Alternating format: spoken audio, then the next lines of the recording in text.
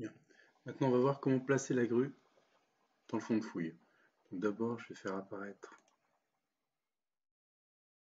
le plan masse pour savoir où la mettre. Je vais attraper ma grue.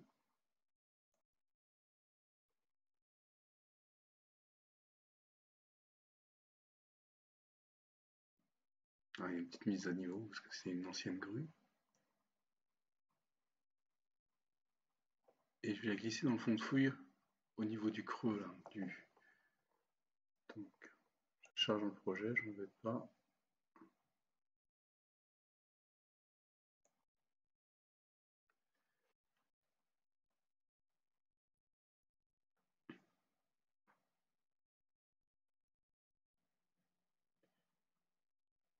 Donc, il ne me l'a pas trouvé. Ce que je fais, je vais aller dans les familles, là, je vais faire CTRL F. Je recherche ma grue. Elle est ici. Et je la pose. Voilà. Après, comme je l'ai posé un peu, c'est un peu difficile à poser. Voilà.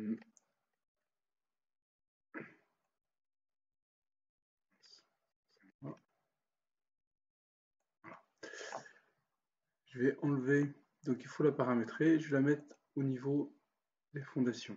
Là, elle est au niveau de 1, je vais la placer au niveau des fondations. Et je vais la placer de manière à ce qu'elle soit située à peu près au barrissant du bâtiment. Donc c'est plutôt, je vais la redescendre ici. Normalement, il faut laisser 60 cm entre le mur et la leste, et la base de la grue.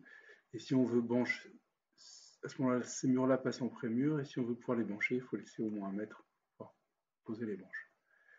Ici, je mets le rayon de ma flèche,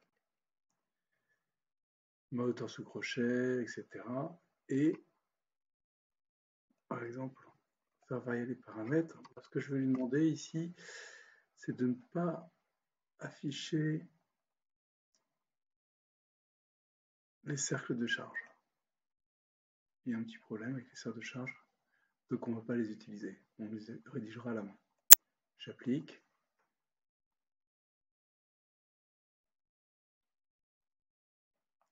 Et là, on regarde si ma grue est bien placée. Donc, on voit que je peux gagner encore un petit peu de place.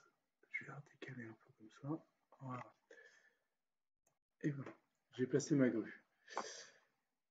Pour pouvoir bien travailler, normalement, ce qu'il faudrait que je fasse, c'est toujours pareil. Je me remets en masqué. Je vais me faire un modèle générique pour l'emprise de l'infrastructure. Je vais faire structure, composant. Oh, il ne veut pas. Allez, pardon. Donc, ce que je vais faire, je vais prendre ce plan, si j'arrive à le sélectionner.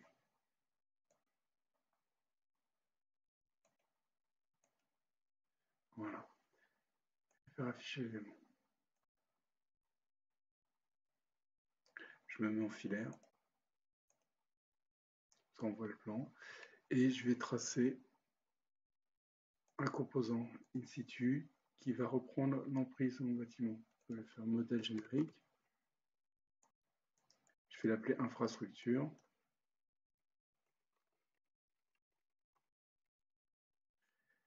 Et je vais me faire une extrusion qui va, début d'extrusion 0, et qui va, c'était 3 mètres plus haut.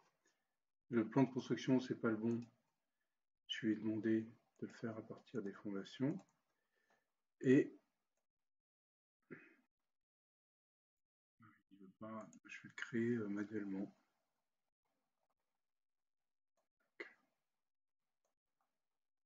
C'est une emprise, je n'ai pas besoin que ce soit précis.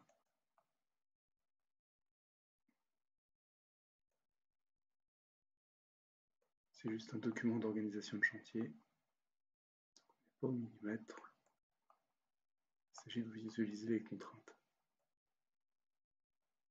Là, je vais faire un peu plus long. Ensuite, comme ça, je suis sûr d'être dessus. Et là, tac, je redescends.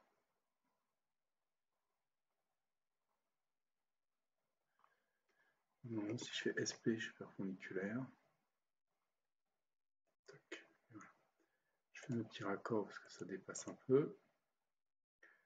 Je sais plus où ça dépassait aussi. Voilà. Tac. Et je valide en espérant que ça marche. Ça marche. Donc, si je me mets sur la vue 3D, j'ai mon emprise de bâtiment.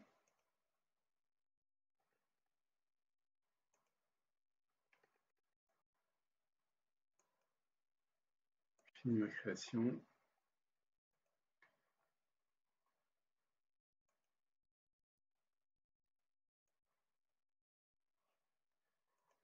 Ça, c'est mon infra. J'ai mis dans nouvelle construction. Alors, j'aurais pu détailler mes phases, hein, faire une phase terrassement, une phase infrastructure, etc. Et donc là, on voit que ma grue attrape tout le monde au niveau de l'infra. Pareil, cette infra, je peux lui dire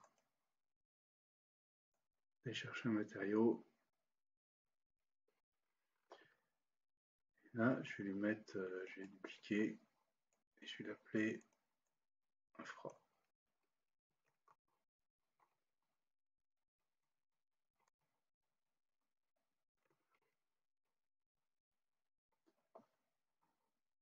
Et je lui mets une couleur qui soit repérable.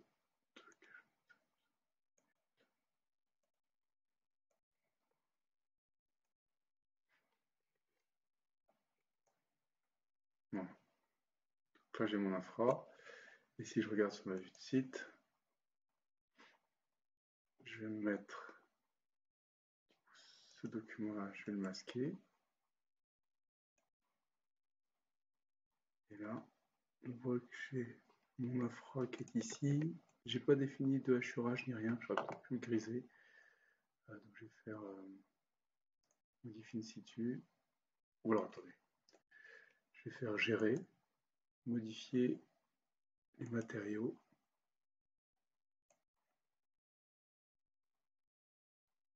C'est pas celui-ci, je sais plus où c'est.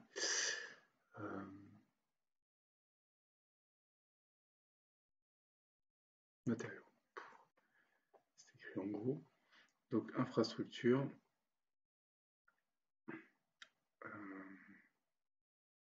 Aussi c'est bon, pardon. Tout ce qu'il faut que je fasse c'est ça juste.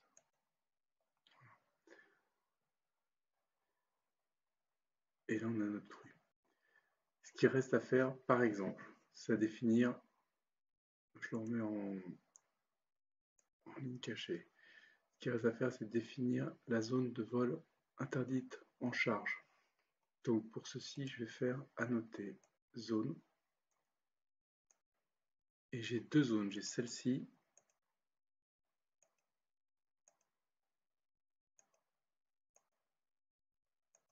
voilà. Et maintenant je vais j'ai cette zone-là et j'ai une deuxième zone qui est celle-ci.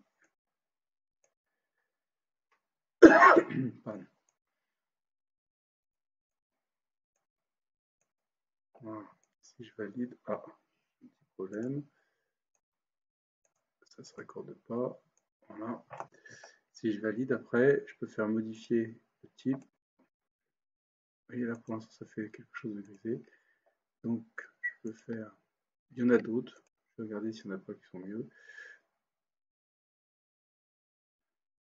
Croisé, non, diagonale, bas transparent serait plutôt. Je vais modifier et je vais choisir par exemple motif de l'arrière-plan transparent et plan pardon transparent, ouais, ça, et motif du premier plan rouge. Diagonale bas, on va voir ce que ça fait. Voilà. Alors comme tout à l'heure, les diagonales sont très petites. Donc là, il suffirait d'écrire après un texte. Texte c'est TX qui écrit la zone de survol en charge interdite. Comme c'est dû à 0, on a intérêt à l'écrire gros.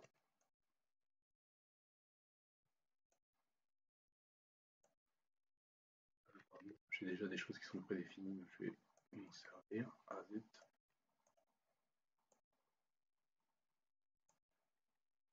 Voilà. Voilà.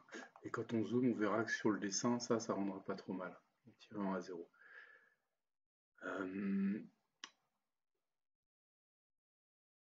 Donc voilà, et il y aura d'autres choses à mettre sur ce plan. Donc par exemple, on attend Revit. Du matériel, par exemple, je sais pas, des bungalows. Si je veux mettre des bungalows vides,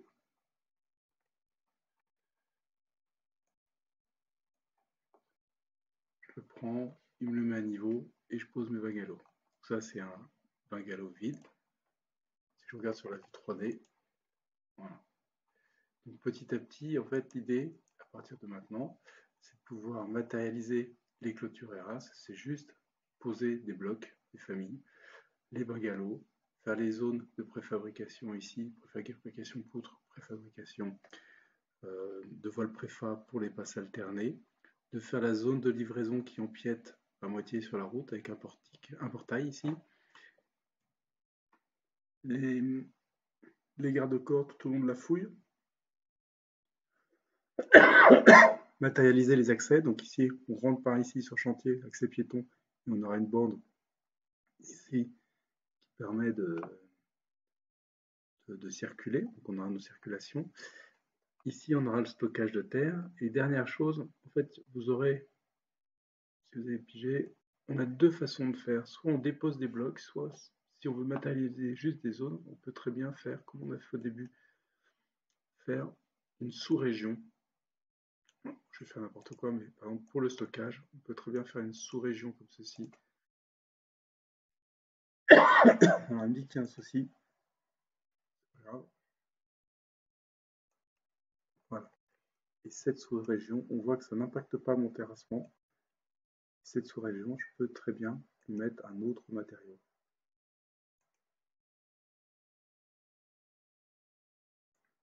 Par exemple, on peut dire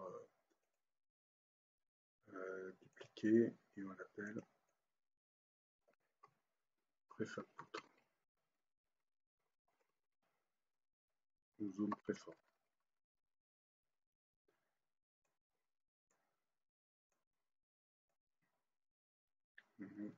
L'arrière-plan, on met aucun, je fais comme ça. Et là, ici, il suffira de mettre un texte et sur notre vue 3D, on a nos zones qui se matérialisent. Voilà. Après, c'est du dessin.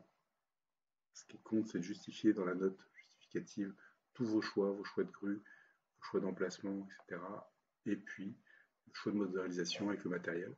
Puis après, de les dessiner et d'imaginer à chaque fois la zone de livraison, la zone de stockage, la zone de fabrication foraine et la zone de pose.